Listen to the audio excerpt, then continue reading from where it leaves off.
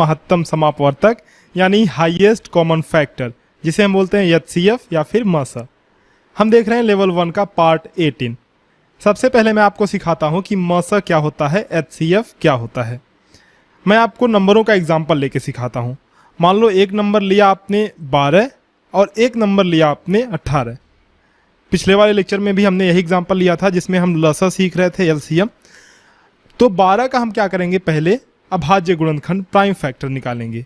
12 का prime factor क्या होगा, 2 गुणे 2 गुणे 3। ठीक बात। आगे देखो 18 का प्राइम फैक्टर क्या होगा, 2 गुणे 3 गुणे 3। तो ये दोनों नंबर्स का हमने प्राइम फैक्टर्स निकाल लिया। अब ध्यान से देखना आगे क्या करना है। एचसीएफ निकालने के लिए एचसीएफ का पहले मतलब समझो, highest common factor. Highest common factor, common का मतलब जो दोनों संख्याओं में हो, हाईएस्ट मतलब सबसे बड़ा, फैक्टर मतलब आप जानते ही हो, फैक्टर्स मतलब जैसे ये फैक्टर्स हमने निकाले, ये 2 2 3, ये तो 12 के फैक्टर्स हैं। उसी तरह से 2 3 और 3 ये 18 के फैक्टर्स हैं। हाईएस्ट कॉमन फैक्टर्स हमें निकालना है, तो दोनों में सबसे पहले देखेंगे कॉमन क्या है। कॉमन मैंने आपको बताया था क्या होता है, जो दोनों में होता है। तो इसमें भी 2 है और इसमें भी 2 है। ठीक है, आगे चलो, इसमें भी 3 है और इसमें भी 3 है। ठीक है, इसके बाद यहां से देखो, इसमें 2 है और इसमें 3 है, तो ये दोनों तो मैच नहीं कर रहा है, बस ये दोनों संख्याएं मैच कर रही हैं। इसमें भी 2 और इन दोनों में 3, दोनों में 2 भी है और दोनों में 3 भी है। तो अब हम क्या करेंगे, जो कॉमन है यानी कि जो दोनों में है उन्हीं को सेलेक्ट करेंगे। तो इसको सेलेक्ट कर लिया हमने और इसको सेलेक्ट कर लिया। तो यहां से हमने लिखा 2। देखो कितनी भी बार हो लेकिन एक ही बार आपको लिखना है। हमने लिखा 2 और यहां से हमने लिखा 3। तो 2 गुणे 3 बराबर 6, यही हमारा हुआ एचसीएफ यानी कि हाईएस्ट कॉमन फैक्टर। ये तो हमने टेक्निकल तरीके से समझ लिया कि एचसीएफ क्या होता है। अब मैं आपको बहुत ही सरल भाषा में समझाता हूं कि एचसीएफ क्या होता है। देखो मान लो हमने लिया था 18 और 12 लिया था ना, 18 और 12। तो हमें ऐसी बड़ी से बड़ी संख्या ज्ञात करनी है जो इन दोनों को डिवाइड कर दे। तो मान लो हम 2 लेते हैं, हम क्या करते हैं, 2 लेते हैं। 2 से 18 भी विभाजित है और 12 भी, लेकिन ये बड़ी से बड़ी संख्या नहीं है, क्योंकि 2 के बाद अगर हम बच्चों मान लो हम 3 लेते हैं तो 3 से 18 भी डिविजिबल है और 12 भी डिविजिबल है। लेकिन हम ये कैसे कहेंगे कि ये बड़ी से बड़ी है, इसके बाद 6 भी तो है। 6 से अगर हम डिवाइड करेंगे तो 6 से 18 भी डिविजिबल है और 12 भी डिविजिबल है। तो 6 बड़ी से बड़ी संख्या है जिससे 18 और 12 दोनों डिविजिबल है। अब आप इंश्योर कैसे करोगे कि 6 ही सबसे बड़ी संख्या है। 6 के बाद आप कोई भी संख्या लोगे उससे ये दोनों डिविजिबल नहीं होंगे, या तो 18 होगा या तो 12 होगा। जैसे मान लो हम लेते हैं 9, तो 9 से 18 तो है लेकिन 12 विभाजित नहीं है। तो 6 ही सबसे बड़ी संख्या है और सबसे बड़ी संख्या जो इसको डिवाइड करे उसी को हम बोलते हैं एचसीएफ यानी कि महत्तम समापवर्तक। अब इसको निकालते कैसे हैं, इसको निकालने के 2 तरीके हैं। पहला गुणनखंड विधि और दूसरा भाग विधि। जो अभी जो तरीका मैंने आपको बताया, जिस तरीके से मैंने आपको सिखाया, एग्जाम्पल दिया, यही है गुणनखंड विधि। थोड़ा और डिटेल में इसको समझते हैं। मान लो आपके पास 3 संख्याएं हैं। पहले समझते हैं गुणनखंड विधि, हम समझेंगे, उसके बाद समझेंगे भाग विधि। मान लो आपके पास 3 संख्याएं हैं, 12, 18 और मान लो एक और संख्या है 24। ये 3 संख्याएं हैं आपके पास। तो सबसे पहले क्या करना है, गुणनखंड विधि प्राइम फैक्टराइजेशन मेथड में फैक्टर्स निकालने हैं।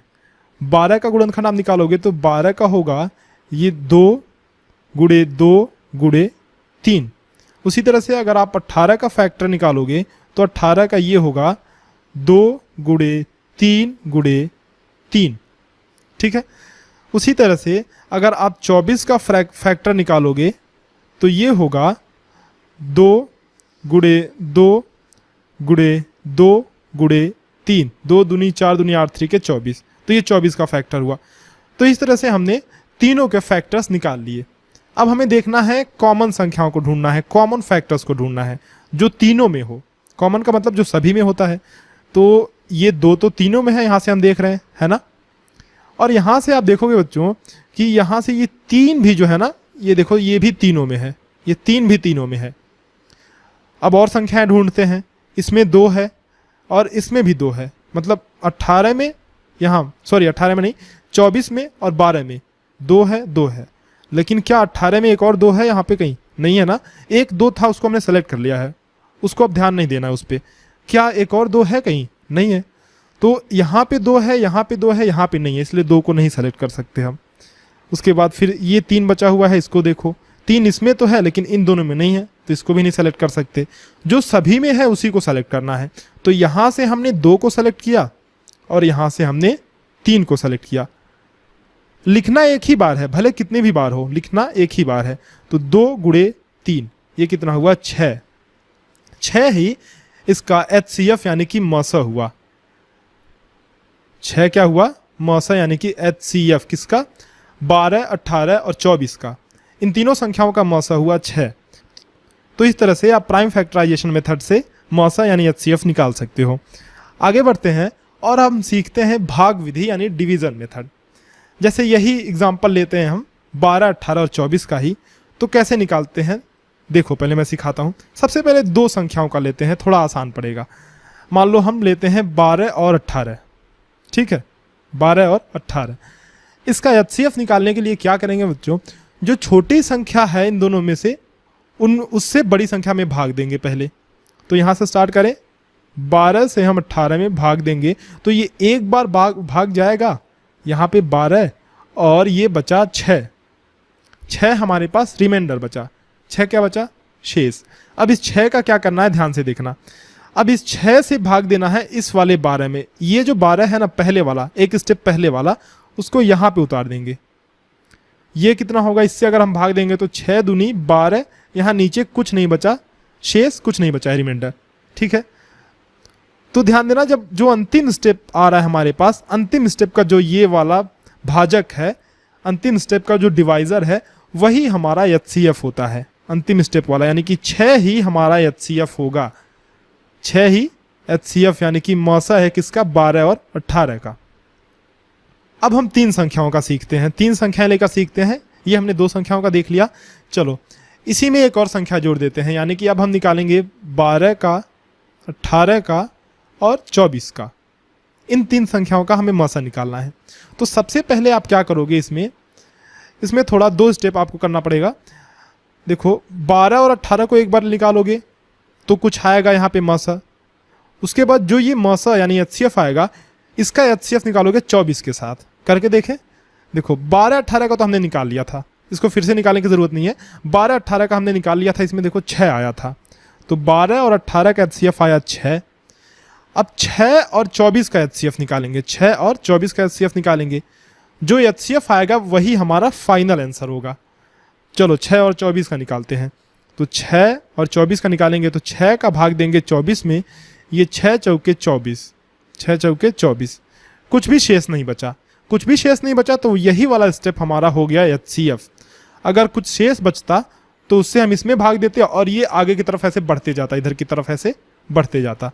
लेकिन चूंकि कुछ भी शेष नहीं बचा तो पहला वाला स्टेप ही हमारा HCF हो गया। तो 12, 18 और 24 का HCF जो है वो है 6। तो इस तरह से हमने दोनों मेथड सीख लिए कि HCF कैसे निकालते हैं, एक गुणनखंड विधि और एक भाग विधि। ये देखो कुछ क्वेश्चंस है सामने, ये देखो करते हैं इनको।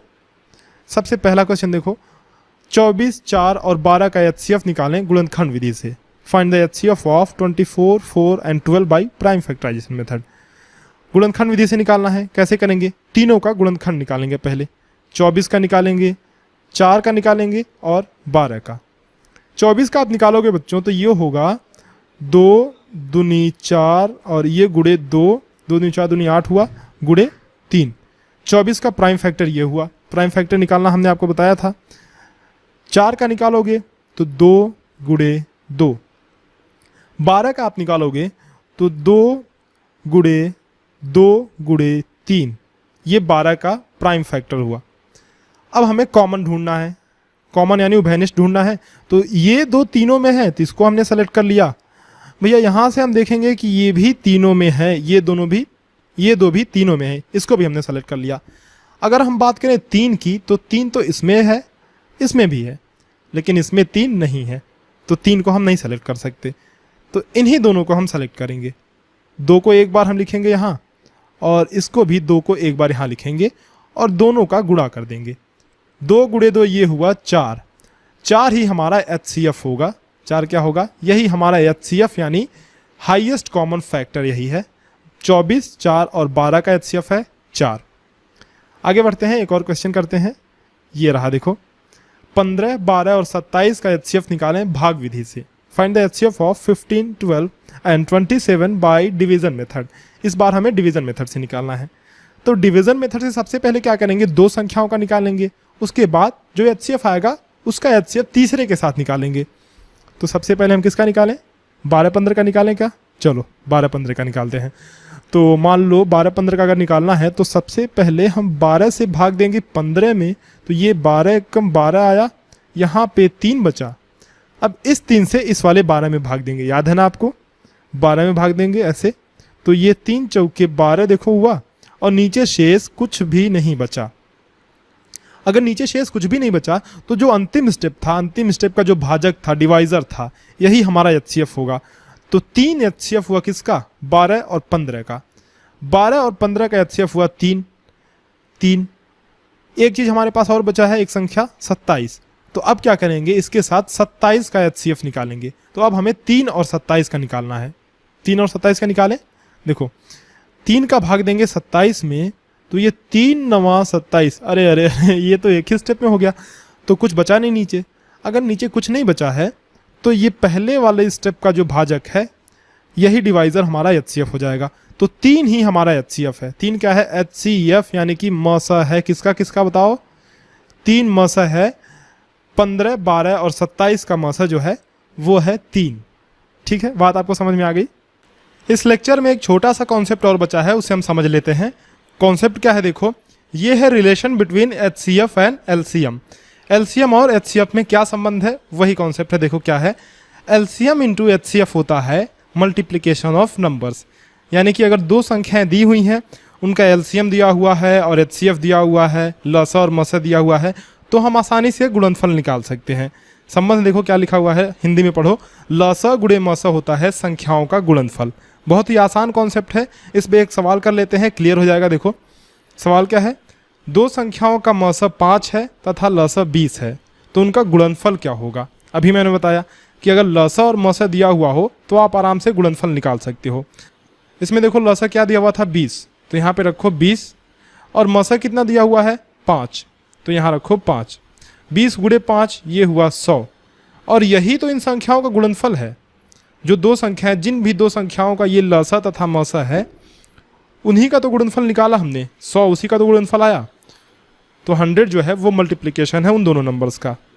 कौन सा ऑप्शन है, सी ऑप्शन सही है, सी ऑप्शन ही करेक्ट ऑप्शन है। तो इस तरह से हमने HCF निकालना सीख लिया। 2 तरीके हमने देखे, एक तो भाग विधि और एक गुणनखंड विधि। कुछ सवाल भी किए हमने। चलो फिर मिलते हैं आपसे अगले वीडियो में कुछ नए सवालों के साथ।